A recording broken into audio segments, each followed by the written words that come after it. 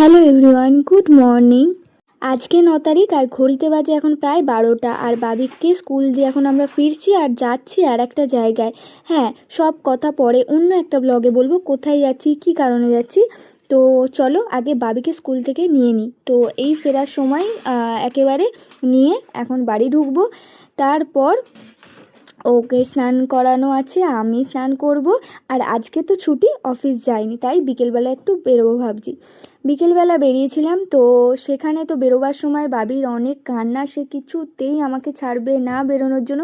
তাই ওকে কথা দিয়েছিলাম যে ফিরে এসে তোকে আমি নিশ্চয়ই ঘুরতে নিয়ে যাব, তাই নিয়ে গেছিলাম ডোমিনোসে। আর ও ছোট থেকেই পিৎজা খাবো, এটা পিৎজা ওটা পিৎজা, বাট পিৎজার জিনিসটা কী সেটাই চেনে না। তাই জন্য আমরা তিনজনে মিলে বেরিয়ে পড়েছিলাম পিৎজা খেতে, আর বাবিকেও ফার্স্ট টাইম পিৎজা খাওয়ানোর জন্য। পিৎজা যেহেতু ওই রুটি টাইপের হয়, তাই জন্য ও রুটি খুব একটা শক্ত রকম খেতে পারে না বাচ্চা মানুষ, তাই একটা চকলেট কেক টাইপের নিয়েছিলাম, যেটাকে ওকে খাইয়ে দিয়েছি। তারপর পিৎজাটা ট্রাই করেছি আর অর্ডার দিয়ে বসে পড়েছিলাম, আর তারপরে এসে গেছে আমাদের সেই পিৎজা। তো এখন আমরা ভীষণ এক্সাইটেড। আর এই চিজ পিৎজাটা আমার তো বেসিক্যালি ফেভারিট। তোমাদের কার কার চিজ পিৎজা ভালো লাগে, চিজ চিকেন পিৎজা ভালো লাগে, এটা চিজ চিকেন ছিল, তো অবশ্যই কমেন্ট করে জানিও। আমার তো ভীষণ ভালো লাগে, আমি গেলেই এটা খাই। আর বাবি তো এটা ফার্স্ট টাইম খাচ্ছে, দেখি চলো কেমন লাগে ওর এই পিৎজাটা।